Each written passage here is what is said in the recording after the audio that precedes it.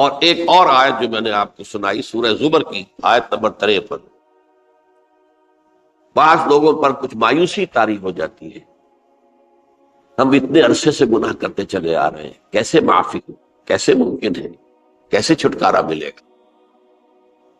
ایسے لوگوں کے لیے ان کے اطمینان کے لیے، ان کی دلجوئی کے لیے، ان کی تسلی کے لیے یہ آیت عظیم ترین آیات میں سے قرآن مجید۔ قل یا عبادی الذین اسرفوا علی انفسہم، اے نبی کہہ دیجئے اے میرے وہ بندو جنہوں نے اپنی جانوں پر ظلم کیا ہے، ظلم اٹھایا ہے، زیادتی کی۔ تم اگر گناہ کرتے رہے ہو تو اپنی جان پر ظلم کیا ہے، میرا تو کچھ نہیں بگاڑا۔ اللہ تو غنی ہے، اس کی تو سلطنت میں کوئی کمی نہیں آتی۔ ایک حدیث قدسی میں الفاظ آئے ہیں، میرے بندو اگر تم سب کے سب، اولکم و آخرکم و انسکم و جنکم، تمام انس و جن اور اولین سے لے کر آخرین تک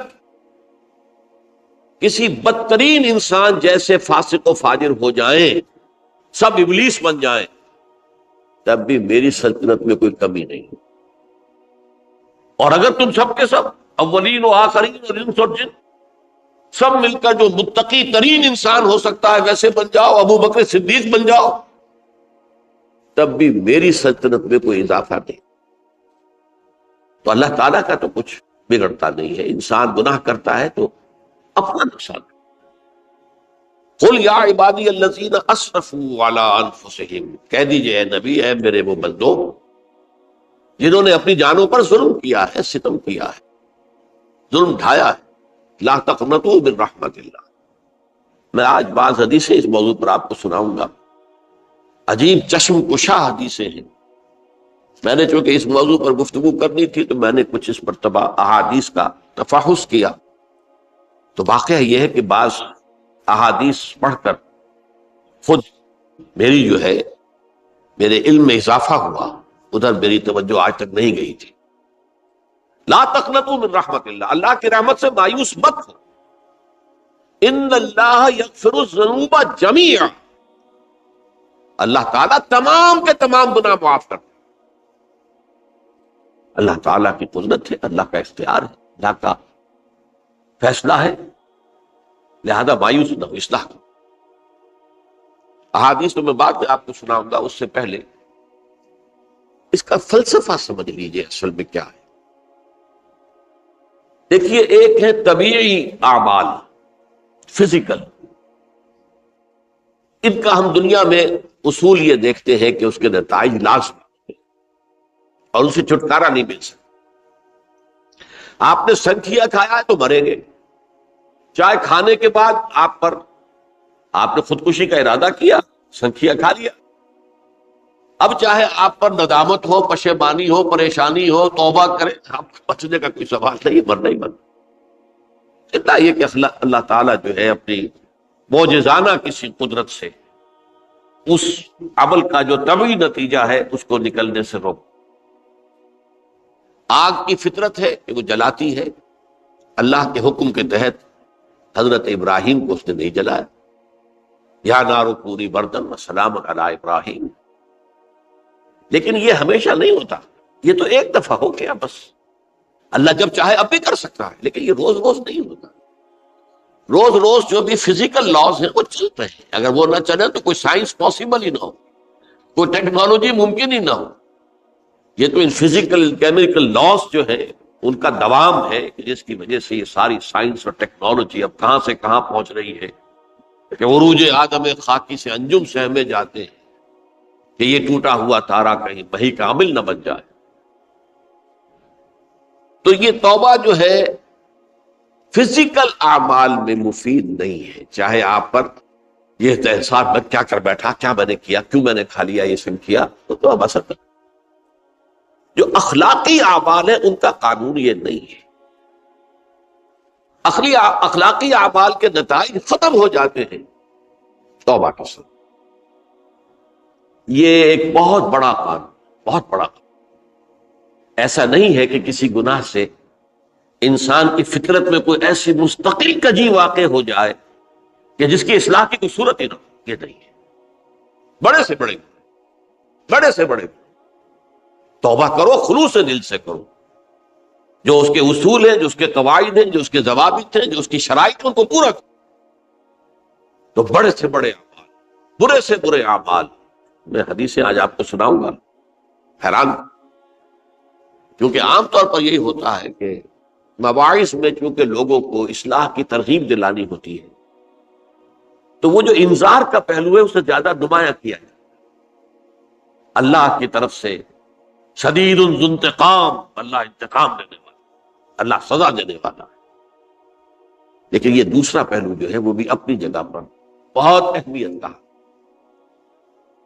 کہ طبیعی اعمال کے نتائج اور عواقب اور اخلاقی اعمال کے نتائج و عواقب یہ ایک جیسے نہیں۔ اب اس معاملے میں تاریخ مذاہب عالم میں جو بہت بڑی غلطی ہوئی، تورات میں حضرت آدم اور حوا علیہ السلام سے جو غلطی اور خطا ہو گئی تھی، آپ اندازہ کیجئے کیا مقام اللہ نے عطا کیا تھا، سارے فرشتوں کو ان کے سامنے سجدہ کروا دیا تھا، اور ایک ہی حکم تو دیا تھا نا کہ اس درخت کے قریب نہ جانا، اور تو ابھی کوئی شریعت نہیں تھی، کوئی لمبے چوڑے احکام نہیں تھے، کھاؤ جہاں سے چاہو، اس ایک درخت کے پیچھے پاس نہ جانا، وَلَا تَقْرَبَا هَٰذِهِ الشَّجَرَةَ فَتَكُونَا مِنَ الظَّالِمِينَ۔ اور وہی کام کر بیٹھے حضرت آدم اور حضرت حوا علیہ السلام۔ کتنا بڑا گناہ، کتنا بڑا، لیکن قرآن نے وضاحت کر دی کہ آدم نے توبہ کی، اللہ نے معاف کر دی۔ اللہ تعالیٰ سے کلمات سیکھے، ندامت دل میں پیدا ہو گئی حضرت آدم، لیکن الفاظ نہیں تھے، کن الفاظ میں اللہ سے معافی مانگوں، مجھ سے خطا ہو گئی، بہت بڑی غلطی ہوئی، وہ الفاظ بھی اللہ نے سکھائے، فَتَلَقَّىٰ آدَمُ مِن رَبِّهِ كَلِمَاتٍ۔ یہ ہے جس میں کہ وہ علامہ اقبال کا ایک شعر ہے ان کے نوجوانی کے دور کا، جس پر میں بھول رہا ہوں کہ داغ دہلوی تھے یا کوئی اور تھے کہ جنہوں نے علامہ سے کہا تھا میاں اس عمر میں اور یہ شعر، اس بڑی محفل میں بات آئی تھی کہ موتی سمجھ کے شان کریمی نے چن لیے قطرے جو تھے میرے عرق انفعال کے۔ انفعال کہتے ہیں عربی میں پشیمانی، شرمندگی، اور عام طور پر جب کسی انسان پر پشیمانی اور شرمندگی طاری ہوتی ہے تو پیشانی جو ہے اس پر کچھ پسینہ سا آتا ہے۔ تو قطرے جو تھے میرے عرق انفعال کے، موتی سمجھ کے شان کریمی نے چن لیے، اللہ کے نگاہ میں ان کی اتنی قیمت، ان کی اتنی وقت میرے بندے نے پشیمانی اختیار کی ہے، اپنے اس غلط کام کے اوپر اسے رنج اور افسوس ہو رہا ہے، تو اللہ کے نگاہ میں اس کی یہ عظمت ہے، یہ قدرت۔ تو اللہ تعالیٰ نے جب حضرت آدم کے دل میں وہ پشیمانی پیدا ہو گئی تو الفاظ نہیں تھے، کن الفاظ میں؟ ہم کہتے ہیں نا کہ مجھے سمجھ نہیں آ رہا کہ میں کس منہ سے آپ سے بات کروں، میری یہ حیثیت نہیں ہے، میں کن الفاظ میں اپنی جو ہے خطا کا اعتراف کروں۔ تو اللہ نے وہ کلمات خود سکھا دیے، فَتَلَقَّىٰ آدَمُ مِن رَبِّهِ كَلِمَاتٍ فَتَابَ عَلَيْهِ إِنَّهُ هُوَ التَّوَّابُ الرَّحِيمُ۔ یہ چیز کہیں تورات جب دوبارہ مرتب ہوئی ہے تو وہ نکل گئی، اس میں رہ گئی، باقی اس میں شامل نہیں۔ یہ تاریخی اعتبار سے جان لیجئے، تورات جو ہے وہ آج سے 2500 بلکہ 2600 برس قبل سے دنیا سے غائب ہے۔ یہ تورات کا جو نسخہ تھا یروشلم میں 587 قبل مسیح میں جب نبوکدنضر نے، شاید آج کل آپ دیکھ رہے ہوں یہ عراق کی جنگ میں عراق کے جو خاص ڈویژنز ہیں عراقیوں کے، ریپبلکن گارڈز کے، ان میں سے ایک کا نام جو ہے وہ نبوکدنضر ڈویژن ہے، ایک کا حمورابی ڈویژن ہے۔ حمورابی جو ہے عراق کا بہت پرانا بادشاہ تھا، اور تاریخ انسانی میں سب سے پہلا قانون اس نے مرتب کیا، حمورابی۔ یہ بہت پرانی تہذیب ہے، دنیا کی غالباً سب سے زیادہ اینشنٹ تہذیب جو ہے وہ عراق کی ہے۔ حضرت ابراہیم یہی پیدا ہوئے شہر عور میں۔ تو نبوکدنضر نے جب تباہ کیا تھا یروشلم کو، 6 لاکھ آدمیوں کو قتل کیا اور 6 لاکھ کو قیدی بنا کر لے گیا بیبیلونیا، بابل کا لفظ بھی آج کل آ رہا ہے۔ کسی زمانے میں وہ عظیم شہر تھا دنیا کا، وہ معمولی سا شہر رہ گیا ہے، نئے شہر بڑھ گئے۔ تو اس وقت سے اس نے جب یروشلم میں جو ہیکل سلیمانی حضرت سلیمان کی بنائی ہوئی مسجد تھی اس کو جب گرایا ہے، اس کے بعد سے وہیں پر وہ نسخہ رکھا ہوا تھا تھوڑا، پھر دنیا میں وہ نسخہ اب نہیں ہے۔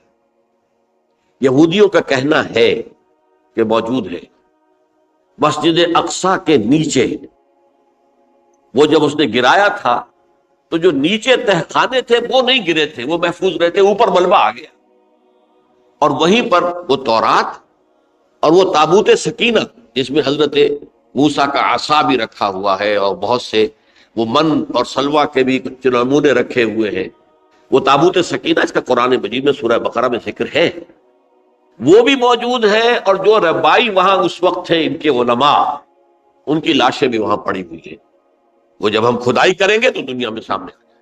لیکن بہرحال اس وقت جو مجھے کہنا تھا وہ یہ کہ چونکہ اصل تورات اس وقت گم ہو گئی، 150 سال کے بعد اسے پھر یادداشتوں سے کچھ مرتب کیا گیا تو اس میں غلطیاں پیدا ہو، اب انسانی یادداشت کا معاملہ آ گیا۔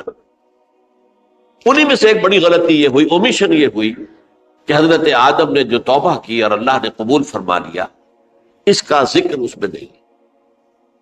اس سے نتیجہ عیسائیوں نے کیا اختیار کیا کہ وہ اوریجنل سن کہتے ہیں اسے، وہ جو ابتدائی گناہ تھا عظیم جو ہمارے جد امجد آدم سے سرزد ہوا تھا، اس گناہ کا اثر جو بھی بچہ نسل آدم میں پیدا ہوتا ہے وہ لے کر آتا ہے۔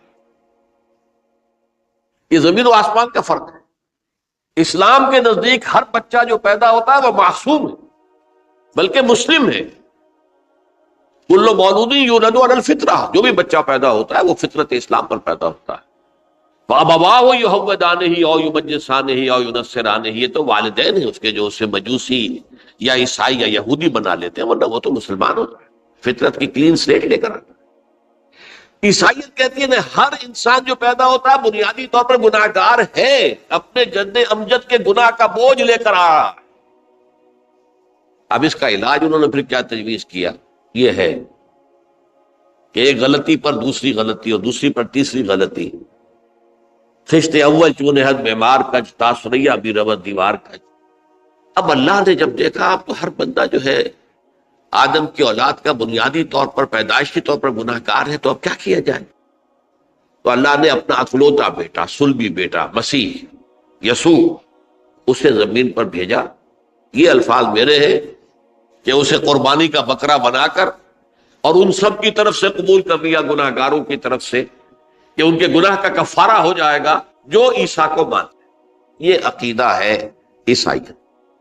جڑ کیا ہے کہ گناہ ہو گیا تو گناہ کا اثر تو رہے گا۔ قرآن یہ کہتا نہیں، اللہ دھو دیتا ہے، تمہاری سیرت و کردار کے اوپر بھی جو داغ ہیں دھل جائیں گے، اور تمہارے نامہ اعمال میں جو دھبے ہیں وہ بھی دھل جائیں گے۔ توبہ کرو، توبوا الی اللہ توبۃ نصوحا، کرو وہ توبہ کے جو بالکل خلوص دل کے ساتھ ہو۔ اب میں ذرا آپ کو کچھ احادیث سنانا چاہتا ہوں۔ ایک طرح کا یہ تبشیر کا پہلو ہے آج ہماری گفتگو میں کہ جو نمایاں ہوگا۔ یہ بعض احادیث تو چھوٹی چھوٹی ہیں اور یہ بہت مرتبہ میری گفتگو میں آ چکی ہیں، صرف اس وقت حوالہ دے کر گزر جاؤں گا۔ یہ ترمذی اور ابن ماجہ میں حضرت انس ابن مالک رضی اللہ تعالی عنہ سے روایت ہے، حضور نے فرمایا کل بنی آدم خطاؤون وخیر الخطائین التوابون، تمام بنی آدم خطا کار ہیں، خطا کار بھی نہیں، بہت خطا کار، بہت خطا کار، لیکن ان خطا کاروں میں بہتر لوگ وہ ہیں کہ جو خوب توبہ کرتے ہیں۔ غلطی ہو گئی توبہ کر۔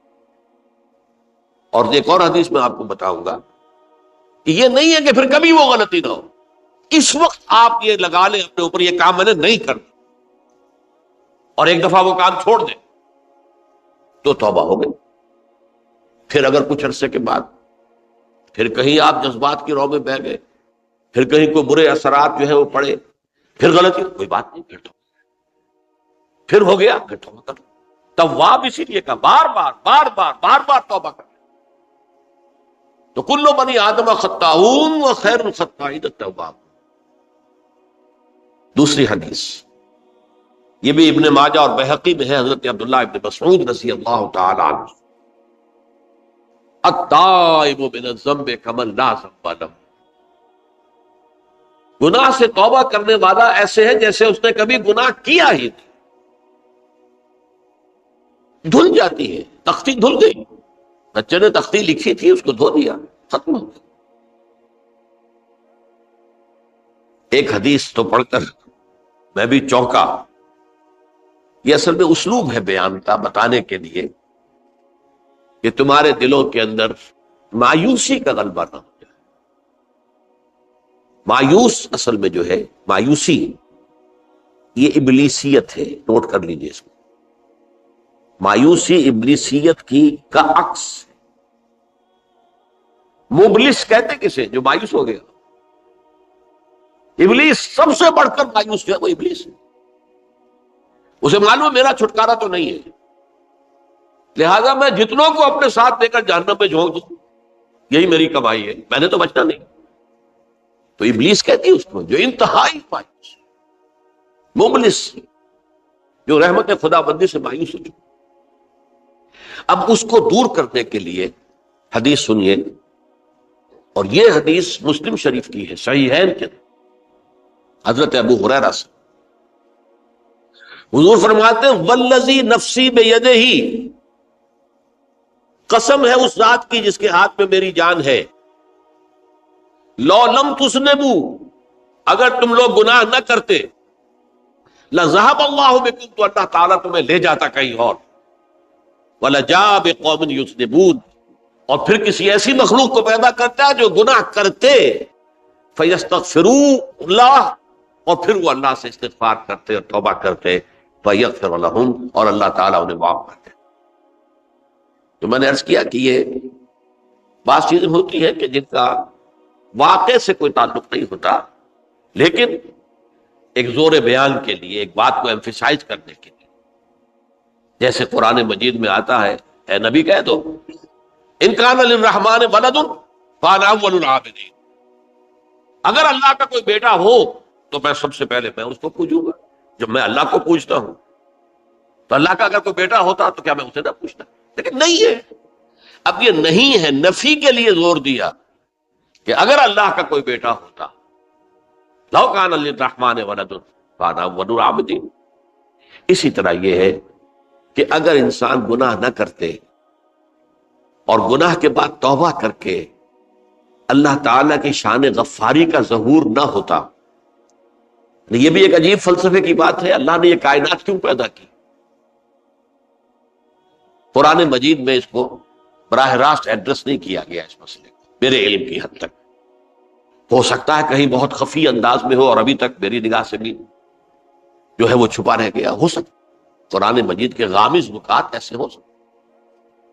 کوئی شخص، میں تو کہتا ہوں کہ اگر کوئی شخص کہتا ہے، میرے بارے میں ایک عالم دین نے کہہ دیا تھا کہ اسے قرآن پر بڑا عبور حاصل ہے، تو میں نے انہیں پیغام پہنچایا، جن صاحب نے مجھے ان کا یہ جملہ سنایا تھا کہ آپ نے قرآن کی توہین کی ہے، قرآن پر عبور کسی انسان کو نہیں۔ عبور کا مفہوم کیا ہے؟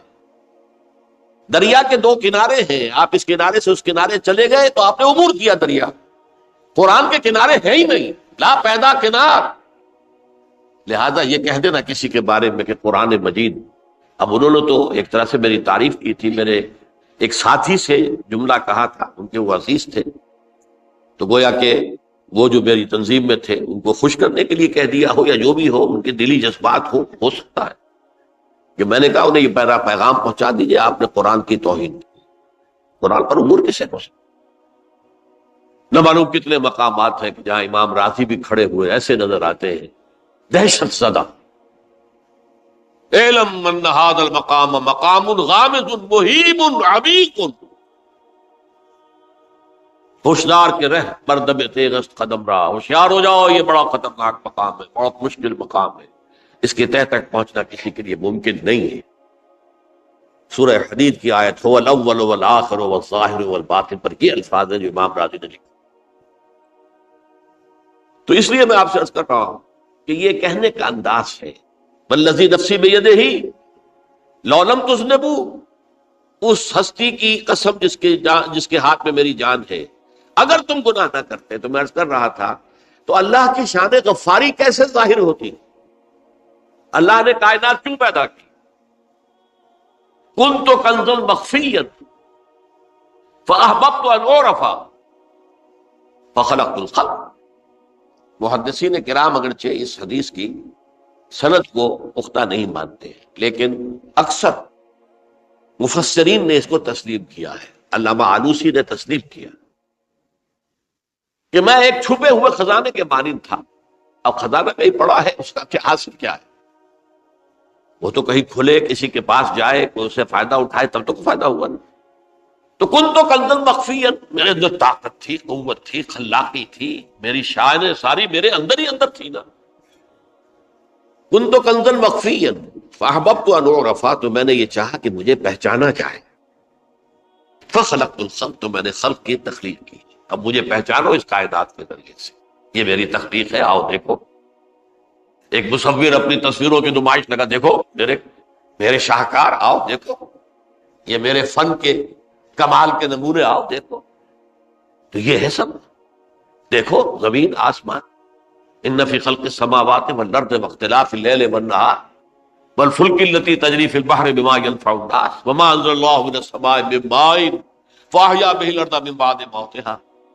یہ ساری آیات ہیں محترم، اور اسی لیے انسان کو پیدا کیا جس میں یہ فیکلٹی آف اپریسیشن، اللہ کے حسن و جمال و کمال کو پہچاننے کی صلاحیت ہے۔ ورنہ ظاہر بات ہے کہ یہ جمادات کیا پہچانیں گے اللہ، پہاڑ کیا پہچانے گا اللہ؟ اللہ کو پہچاننے کی صلاحیت انسان کو۔ تو یہ چونکہ ایک فلسفہ ہے باقاعدہ کہ اللہ نے تعالیٰ، اسی سے میں کہہ رہا ہوں اگر گناہ نہ ہوتا اور پھر توبہ نہ ہوتی اور میں اس کو معاف نہ کرتا، تو میری شان غفاری کا ظہور کیسے ہوتا؟ میری شان ہے نا، غفار بھی ہوں، ستار بھی ہوں، اس کا ظہور کیسے ہو؟ تو والذی نفسی بیدہ لو لم تذنبوا لذهب اللہ بکم ولجاء بقوم یذنبون فیستغفر اللہ فیغفر لهم۔ اگر تم لوگ گناہ نہ کرتے تو اللہ تمہیں ختم کر کے کوئی اور ایسی مخلوق پیدا کرتا کہ جو گناہ کرے اور پھر وہ توبہ کرے اور اللہ اسے معاف۔ اسی سے ملتی جلتی ایک حدیث ہے، یہ امام احمد اور امام بہقی لائے ہیں، اور اس کے راوی حضرت علی ہے رضی اللہ تعالی عنہ۔ ان اللہ یحب العبد المؤمن المفتن التواب، اللہ تعالیٰ کو بہت محبت ہے، یحب۔ اب دیکھیے ایک طرف وہ آیات ذہن میں لائیے، اللہ تعالیٰ کن سے محبت کرتا ہے؟ واللہ یحب المحسنین، یا وہ لوگ ان اللہ یحب الذین یقاتلون فی سبیلہ صفا کانہم بنیان مرصوص، اللہ محبت کرتا ہے اپنے ان بندوں سے جو اس کی راہ میں جنگ کرتے ہیں صفے باندھ کر، گویا سیسا پلائی ہوئی دیوار ہے۔ یہ ہے مثبت کام، نیک کام، محسنین، اللہ کی راہ میں قتال کرنے والے۔ یہاں اس کے برعکس کہا جا رہا ہے ان اللہ یحب، اللہ تعالیٰ محبت کرتا ہے اپنے اس بندے سے، العبد المومن، جو مومن ہو۔ اس کی ایک اور بڑی پیاری حدیث آئے گی، المفتن التواب، جو بہت فتنوں میں مبتلا ہو جاتا ہو اور پھر بہت توبہ کرتا ہو، مفتن التواب، لیکن ساتھ ہی پلٹتا ہو، رجوع کرتا ہو، پھر اللہ کے حضور میں حاضر ہوتا ہو، پھر معافی مانگتا ہو۔ اللہ تعالیٰ کو اپنا ایسا بندہ بہت پسند ہے۔ اب میں کچھ اور حدیثیں آپ کو سنا رہا ہوں۔ توبہ کا دروازہ دو اعتبارات سے کہا گیا ہے کہ ایک وقت آنے پر بند ہو جائے۔ ایک حدیث کے تو الفاظ میں نوٹ کر کے نہیں لایا ہوں کہ اللہ تعالیٰ نے توبہ کا ایک دروازہ اتنا چوڑا کھلا رکھا ہوا ہے کہ جس کو عبور کرنا جو ہے وہ سال ہر سال میں ممکن ہو، اور یہ بند نہیں ہوتا جب تک کہ سورج مغرب سے طلوع نہ ہو جائے۔ یہ قیامت کی جو آخری، قریب قیامت کی جو آخری نشانیاں ہیں ان میں سے وہی حدیث میں آپ کو سنا رہا ہوں، عن ابی ہریرہ رضی اللہ تعالی عنہ، اور یہ مسلم شریف کی روایت ہے۔ من تاب قبل ان تطلع الشمس من مغربها تاب اللہ علیہ، سورج کے مغرب سے طلوع ہونے سے قبل تک جو لوگ توبہ کریں گے اللہ تعالیٰ ان کی توبہ قبول کر لے گا۔ البتہ جب وہ قیامت کی وہ نشانی ظاہر ہو جائے کہ سورج مغرب سے طلوع ہو رہا ہے، اب دروازہ توبہ کا بند ہے۔ اب اس کے بعد اگر توبہ کوئی کرتا ہے تو اللہ تعالیٰ اس کی توبہ کو قبول نہیں کرے۔ یہ تو اجتماعی سطح پر ہوئی، انفرادی سطح پر۔ عن عبداللہ ابن عمر رضی اللہ تعالی عنہما عن النبی صلی اللہ علیہ وسلم قال ان اللہ عز وجل یقبل توبۃ العبد ما لم یغرغر۔ یہ ترمذی میں ہے، حضرت عبداللہ ابن عمر رضی اللہ تعالی عنہما سے کہ اللہ تعالیٰ اپنے بندے کی توبہ قبول کرتا ہے جب تک کہ وہ جسے ہم کہتے ہیں گھنگرو نہ بولنے لگے حلق کے اندر، جبکہ نزع عالم نزع ہو اور جان جو ہے وہ آ کر پھر یہاں اٹکتی ہے، تو اس وقت تک دروازہ کھلا ہے توبہ کا۔ لیکن جب یہ شکل ہو گئی تو دروازہ بند۔ یہ انفرادی سطح پر ہو گیا، جب آپ کے موت کے آثار اتنے واضح ہو گئے کہ اب جا رہے ہیں، اب توبہ کریں گے تو توبہ قبول نہیں ہو۔ اجتماعی سطح پر جب قیامت جو ہے اس کی وہ گھڑی آ گئی کہ سورج مغرب سے طلوع ہو گیا، اب توبہ کا دروازہ بند۔ ایک اور حدیث ہے جو میں نے بہت مرتبہ اس کا ترجمہ تو آپ کو بہت دفعہ سنایا ہے، آج میں چاہتا ہوں اس کو پورے متن کے ساتھ آپ کے سامنے رکھوں۔ یہ حضرت انس بن مالک رضی اللہ تعالیٰ عنہ سے مروی روایت ہے، جو حضور کے خادم خاص تھے، اور یہ متفق علیہ بھی ہے، یعنی بخاری میں بھی ہے، مسلم میں بھی ہے، لیکن تھوڑا سا فرق ہے الفاظ کا۔ تو جو مسلم شریف کی روایت ہے اس کے الفاظ کیا ہیں؟ للہ اشد فرحا بتوبۃ عبدہ حین یتوب الیہ۔ جان لو اللہ تعالیٰ کو زیادہ خوشی ہوتی ہے اپنے کسی گناہ گار بندے کی توبہ سے جبکہ وہ توبہ کرتا ہے۔ کس سے زیادہ ہوتی ہے؟ اس کی ایک تمثیل دی، من احدکم، ایک ایسے شخص سے بھی زیادہ بڑھ کر خوشی ہوتی ہے، کان علی راحلتہ بارض الفلات، کہ جو بہت ہی دور دراز کے اور سنسان علاقے میں سفر کر رہا تھا، فانتحرفت منہ، اس کی سواری جو ہے گم ہو گئی، وعلیہا طعامہ وشرابہ، اسی پر اس کا کھانا بھی تھا اور پانی بھی تھا۔ اونٹنی پر سفر کر رہا تھا، اسی پر ہوتا ہے راحلہ جو ہے راستے کا سامان، اچانک کہیں بیٹھا ہے تھوڑی دیر کے لیے سستانے کے لیے، کہیں اونگ آ گئی اور اونٹنی صاحبہ غائب۔ اب آنکھ کھلی اور اس نے دیکھا، فَأَيَّسَ مِنْهَا، تلاش کر کر کے مایوس ہو گیا، کہیں اونٹنی کا سراغ نہیں۔ اب ظاہر بات ہے کسی صحرا میں یہ کیفیت، اس کا مطلب کیا ہے؟ یقینی موت۔ فَأَتَى شَجَرَةً فَاسْتَجَعَ فِي ظِلِّهَا وَقَدْ أَيَسَ مِنْ رَاحِلَتِهِ، تو وہ ایک درخت کے نیچے اس کے سائے میں آ کے لیٹ گیا، گویا کہ موت کی امید۔ فَبَيْنَهُمَا وَهُوَ كَذَلِكَ إِذْ هُوَ بِهَا قَائِمَةٌ عِندَهُ، اس کی کہیں دوبارہ آنکھ لگی ہے، جو کھولا تو دیکھتا ہے اونٹنی تو موجود ہے، کھڑی ہے، تو وہ فوراً اس کی وہ جو رسی ہے وہ پکڑتا ہے، فَأَخَذَ بِخِتَامِهَا ثُمَّ قَالَ مِن شِدَّةِ الْفَرْحِ، اب جو اسے مسرت ہوئی اس کا آپ اندازہ کر سکتے ہیں، ایک یقینی موت کا معاملہ آ چکا تھا، اور اچانک اللہ تعالیٰ نے وہ کھوئی ہوئی اونٹنی جو ہے وہ واپس دلا دی۔ تو وہ کہنا تو یہ چاہتا تھا، اللہ تو میرا رب ہے، میں تیرا بندہ ہوں، لیکن جسے ہم کہتے ہیں کہ خوشی کی انتہا فرط مسرت میں ایسی زبان لڑکھڑائی، اس نے کہا اللہم انت عبدی وانا ربک، اے اللہ تو میرا بندہ ہے، میں تیرا رب، یہ کہنا ہے۔ تو یہ کیا ہے؟ فرط مسرت، جسے آپ خوشی کی انتہا، کہ جس میں انسان جو ہے اتنی بڑی خطا کر بیٹھتا ہے۔ اللہ کو اپنے کسی گناہ گار بندے کی توبہ سے اس سے بھی زیادہ خوشی۔ اب ظاہر بات ہے کہ تماثیل کس لیے؟ بعض لطائف، بعض حقائق اتنے لطیف ہوتے ہیں کہ ان کو بیان نہیں کیا جا سکتا بتمام کمال، تو مثالوں کا سہارا لیتے ہیں۔ اللہ کو کتنی خوشی ہوتی، کیا سمجھیں گے؟ لہذا یہ مثال تو سمجھ میں آ گئی نا کہ ایک لقودق صحرا میں انسان سفر کر رہا تھا، ایک ہی اونٹنی ہے، اسی پر اس کا پانی ہے، اسی پر اس کا کھانا ہے، کہیں ٹھہرا ہے تھوڑی دیر کے لیے، اونٹنی غائب، اور اس کے بعد تلاش کر کے شمال مغرب جنوب ہر طرح دیکھ لیا، اب تک کہیں اونٹنی کا سراغ نہیں، اب موت کے انتظار میں لیٹ گئے کہ اچانک دیکھتا ہے کہ اونٹنی موجود ہے۔ تو وہ شدت فرح میں یہ کہہ بیٹھتا ہے اللہم انت رب انت عبدی وانا ربک انا للہ و انا الیہ راجعون۔ اب دیکھیے ایک حدیث وہ آ رہی ہے، اور اس کو یوں سمجھیے، اللہ تعالیٰ نے جو انسان پیدا کیے ہیں ان کے مزاج مختلف ہیں۔ ان میں کچھ لوگ ہوتے ہیں جو قوی ہوتے ہیں ارادے کے، جو فیصلہ کر لیا ڈٹ گئے۔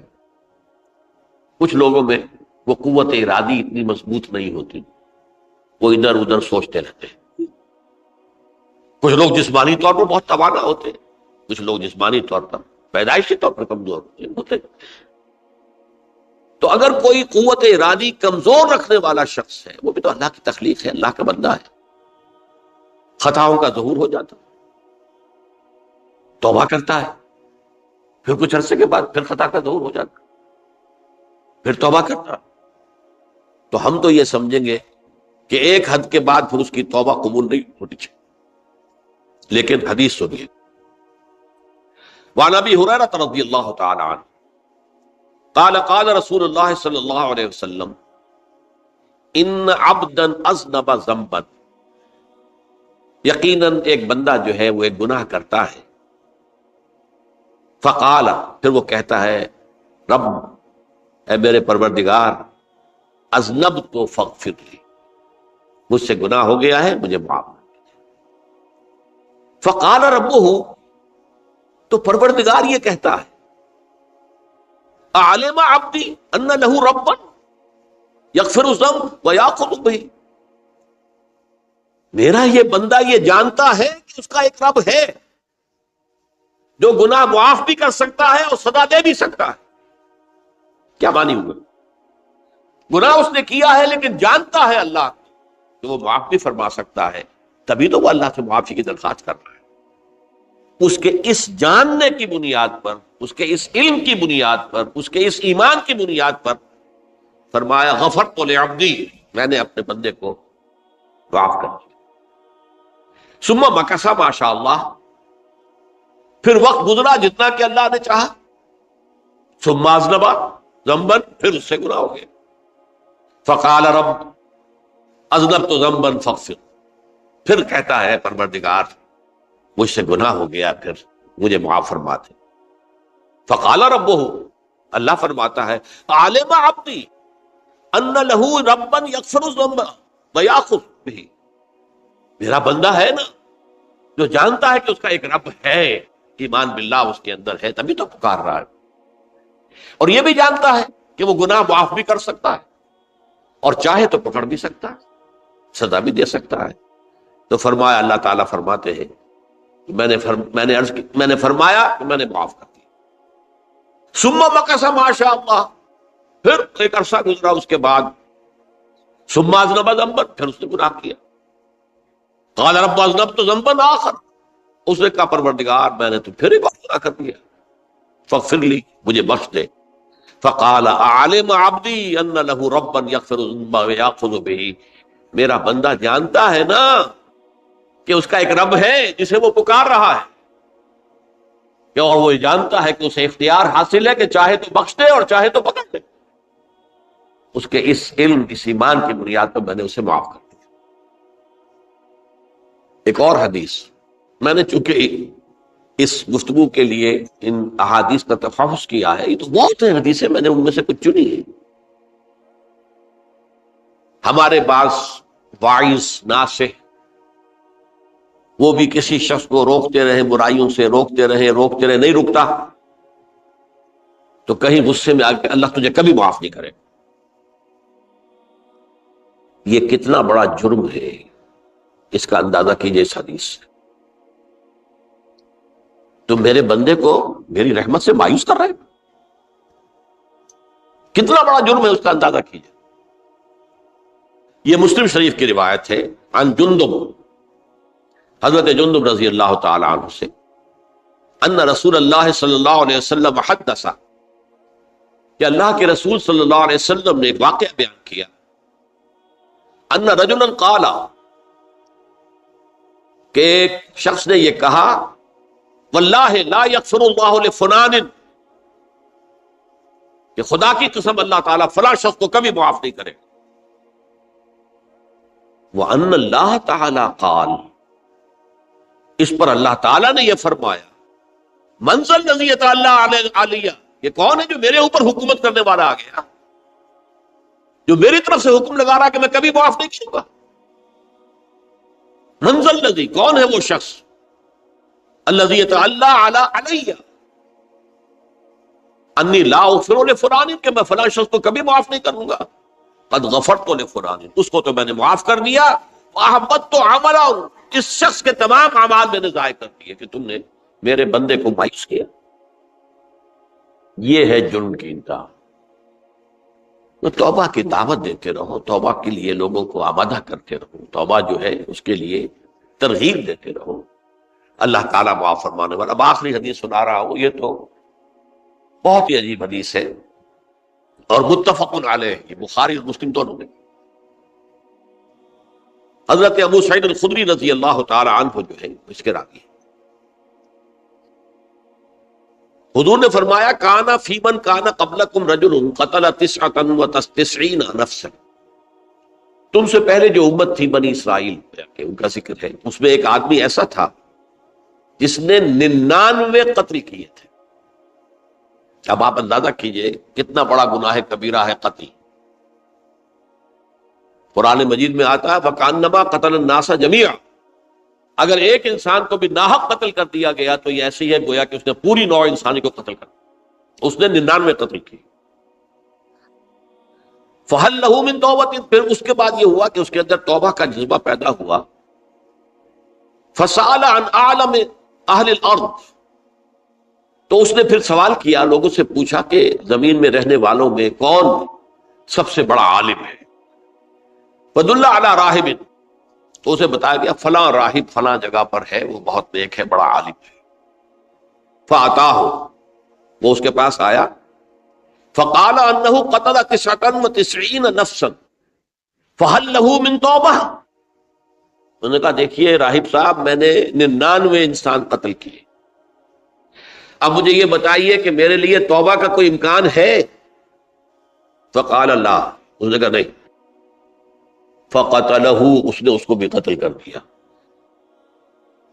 فکمل بہ 100، اپنی سینچری مکمل کر لی، مطلب 99 کے بعد ایک ہی کسر تھی، اس کو بھی قتل کیا، 100 پورے کر لیے۔ ثم سأل عن عالم اہل الارض، پھر اس نے پوچھا کوئی اور، کوئی بڑے عالم انسان ہو۔ فدل علی رجل عالم، پھر اس کی رہنمائی کی گئی ایک بڑے عالم شخص کی طرف۔ فقال انہ قتل 100 نفس، تو اس نے وہاں جا کر کہا کہ میں 100 انسان ہلاک کر چکا ہوں، قتل کر چکا ہوں۔ فہل لہ من توبہ، میرے لیے توبہ کا کوئی امکان ہے؟ فقال نعم، کیوں نہیں، 100 قتل کیے تب بھی کیا ہے، توبہ کا راستہ دروازہ کھلا ہوا، معلوم یغرغر، جب تک کہ وہ گھنگرو نہیں بج رہا اس وقت تک تمہارے توبہ کا دروازہ کھلا ہوا ہے۔ فرمایا نعم، وَمَن يَحُولُ بَيْنَهُ وَبَيْنَ التَّوْبَةِ، تمہاری توبہ کے درمیان اور تمہارے درمیان کون حائل ہو سکتا ہے، توبہ کا دروازہ کھلا ہے۔ لیکن ساتھ ہی کہا انطلق الی ارض کذا و کذا، اب تم ایسے کرو جہاں تم رہتے ہو وہاں نہ جاؤ واپس، وہاں کا ماحول اچھا نہیں ہے، معاشرہ اچھا نہیں ہے، وہ ہو سکتا ہے کہ تم توبہ پر قائم نہ رہ سکو، تم فلاں جگہ چلے جاؤ، وہاں اچھے لوگ آباد ہیں، ان میں جا کر رہو۔ فإن بها أناسا يعبدون اللہ تعالی، وہاں ایسے لوگ آباد ہیں جو اللہ کی بندگی کرتے ہیں۔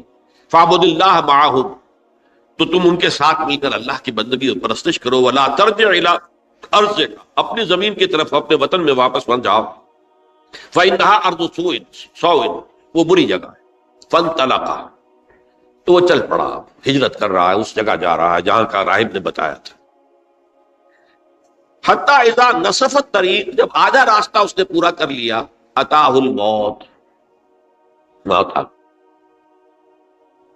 فاختصمت فیہ ملائکۃ الرحمت و ملائکۃ العذاب. اب وہ جہنم کے فرشتے بھی آ گئے اس کی جان قبض کرنے کو، اور جنت کے بھی آ گئے. فقالت ملائکۃ الرحمہ، رحمت والے جو فرشتے ہیں جنت والے، انہوں نے کہا جا تائبا مقبلا بقلبہ اللہ تعالی، یہ شخص توبہ کر کے اللہ تعالیٰ کی طرف ہجرت کر رہا تھا، اس لیے اس کی نیت کی بنیاد پر اب یہ جنتی ہے، لہذا اس کی روح ہم قبض کریں گے.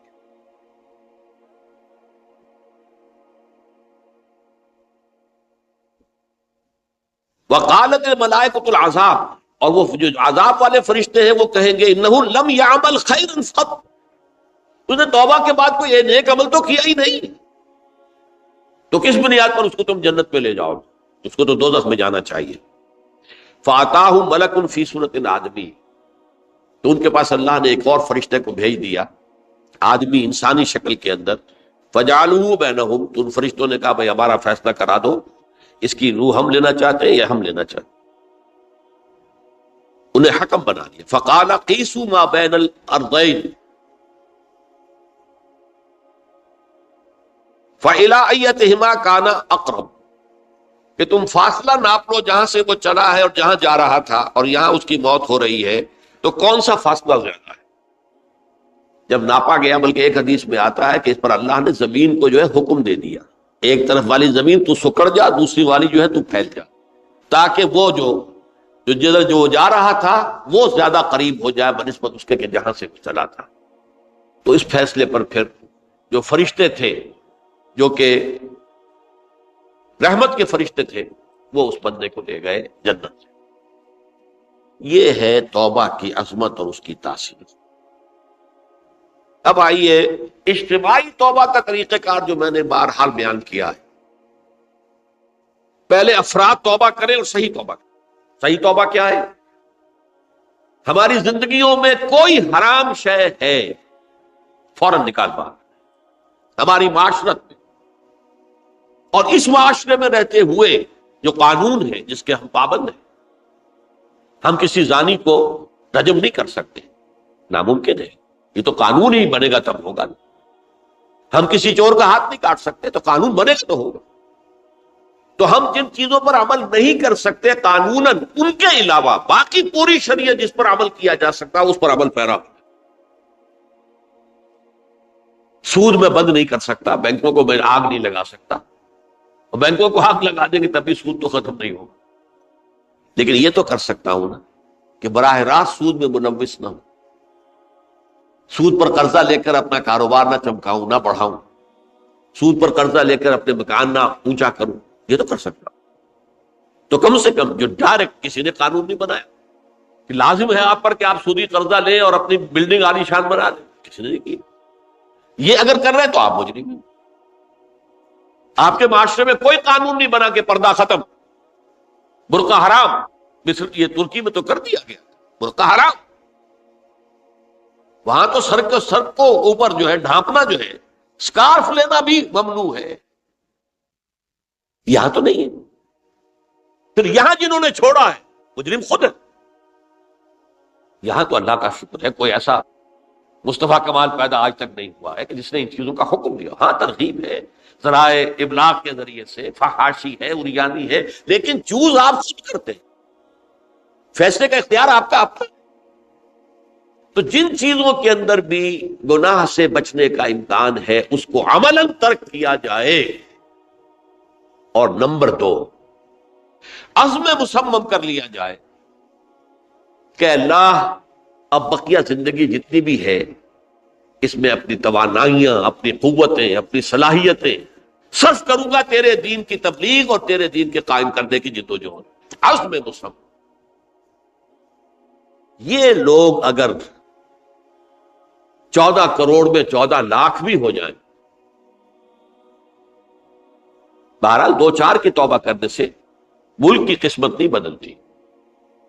معتدل تعداد کے اندر جو ہے یہ لوگ اگر ایسے ہو جائیں اور پھر یہ کہ وہ مل کر اگر زور لگائیں تو واقعتاً اس ملک کے اندر شریعت اسلامی کا نفاذ ہو سکتا ہے، اللہ کا نظام قائم کیا جا سکتا ہے. یہ ملک بنایا اسی لیے گیا تھا. تو یہ توبہ کا جو ہے اجتماعی توبہ کا یہ پوری تفصیل تو میں بارہا بیان کر چکا ہوں. آج جو میں نے کہا تھا کہ ایک بات کی طرف میرا ذہن حالیہ منتقل ہوا ہے، اس سے پہلے نہیں ہوا.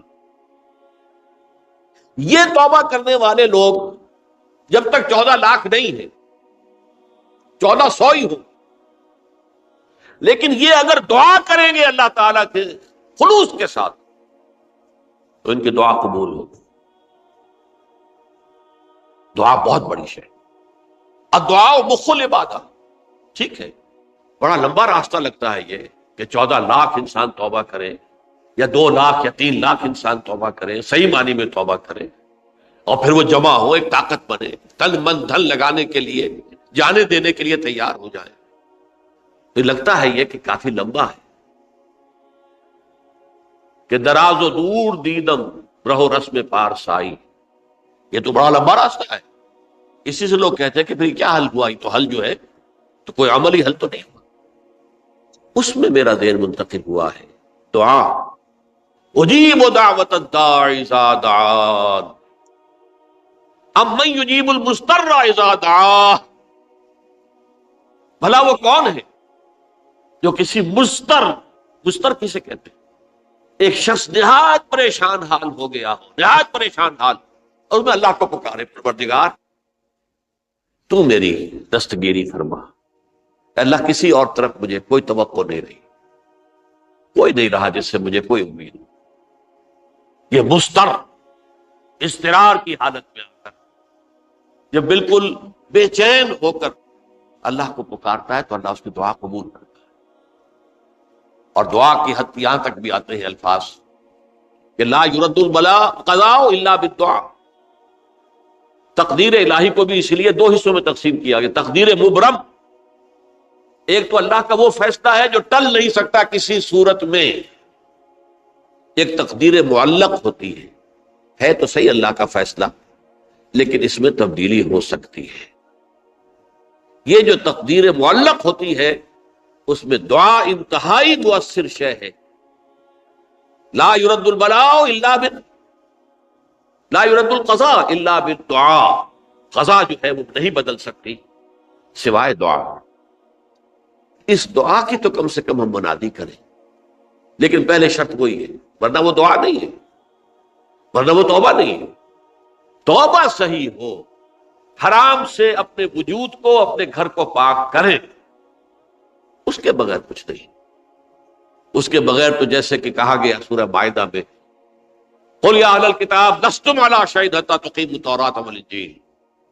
اے نبی ان سے کہہ دیجئے اے اہل کتاب تمہاری کوئی حیثیت اللہ کی نگاہوں میں نہیں ہے، تمہاری کوئی دعا اللہ کے ہاں قابل پذیرائی نہیں ہے جب تک کہ تم تورات اور انجیل کو قائم نہیں. لہذا دعائیں تو نہ بنو. 30 لاکھ آدمی جو ہے حج کے موقع پر کیسی کیسی دعائیں مانگتے ہیں. کہاں جا رہی ہیں دعائیں؟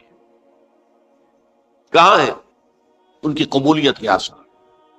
توبہ صحیح ہو. اور توبہ کے بارے میں آج میں نے امکانی حد تک آپ کے سامنے آج ترغیب و تشویق کا پہلو رکھا ہے.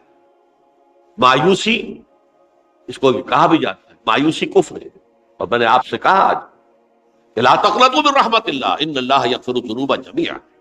99 قتل کیے ہوں، 100 قتل کیے ہوں، تب بھی توبہ کرو گے تو اللہ توبہ قبول فرمائے. اور کس شان کے ساتھ قبول فرمائے گا اس حدیث کے اندر آیا، متفق علیہ حدیث صحیح بخاری اور صحیح مسلم کے اندر ہے. تو اگر ہم اس توبہ کی منادی کریں نمبر 1، اور جو لوگ توبہ کریں صحیح معنی میں، ایک طرف تو وہ جد و جہد شروع کر دیں اللہ کے دین کے قائم کرنے کی جد و جہد، اس میں پیچھے نہ رہے، لیکن اس اثناء میں جو دعائیں وہ کریں گے، اللہ تو نے یہ ملک ہمیں عطا کیا تھا، ہم نے اپنے زور بازو سے اسے نہیں حاصل، یہ سلطنت خدا داد پاکستان، اور اے اللہ اے خاص ہے خاصان رسول وقت دعا ہے، امت میں تیری آنکھ یا جب وقت پڑا ہے. میں اپنے احساسات جو ہیں آپ کے سامنے الفاظ میں بیان نہیں کر سکتا. یہ جب یروشلم کی تباہی ہوئی تھی جس کا میں نے ذکر کیا ہے، 6 لاکھ انسان قتل ہوئے تھے، اور 6 لاکھ کو نبوکدنضر جو تھا وہ ہانک کر بھیڑوں بکریوں کی طرح بیبیلونیا لے گیا تھا.